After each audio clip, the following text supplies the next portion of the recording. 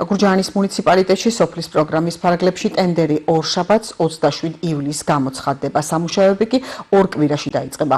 პროგრამა მუნიციპალიტეტის ყველა სოფელს მოიცავს და მოსახლეობის მიერ შერჩეული პრიორიტეტების მიხედვით პრობლემები მოგვარდება.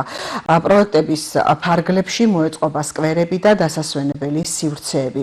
შემოიღობება სასაფლაოების ტერიტორიები, ასევე რეაბილიტაცია ჩაუტარდება შიდა საუბნო გზებს. სამუშაოებზე ჯამურად 720,000 ლარი დაიხარჯება.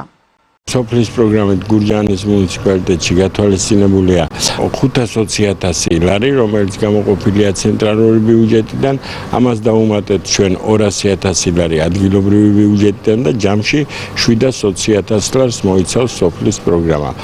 მართალია თანხა მცირეა, მაგრამ მნიშვნელოვანია სოფლის პროგრამა განსაკუთრებით, იმიტომ რომ მოიცავს მუნიციპალიტეტის ყველა სოფელს და გარდა იმისა, რომ ყველა სოფელს მოიცავს, სათითაო დეტალი და ყველა პრიორიტეტი შეთანხმებულია სოფლის მოსახლეობასთან.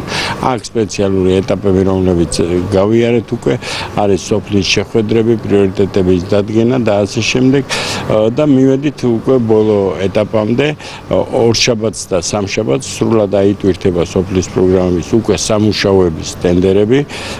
ჩვენ დაველაპარაკეთ უკვე დავიბარეთ ყველა მშენებელი და დაინტერესებული პირი და თქვენი ტელევიზიის საშუალებითაც მინდა მოუწოდო ყველა დაინტერესებულ პირს, ყველა კომპანიას, ყველა ინდმეწარმეს მოიღონ მონაწილეობა ტენდერებში, რათა შეუძლოთ დროულად და წარმატებით ჩატარება სოფლის პროგრამების. სამუშაოები საკმაოდ მრავალფეროვანია, როგორც სკვერების, დასასვენებელი სივრცეების მოწყობა, აგრეთვე სასაფლაოების შემოღობა, შიდა საუბნო გზების მოწესრიგება და ასე შემდეგ. ძალიან ვრცელი ჩამონათვალია და უკვე გითხარით, რომ ორშაბათს სამშაბათს აიტვირთება უკვე ტენდერები, მაქსიმუმ 10 დღიანები იქნება ეს ტენდერები და დავიწყებთ სამუშაო.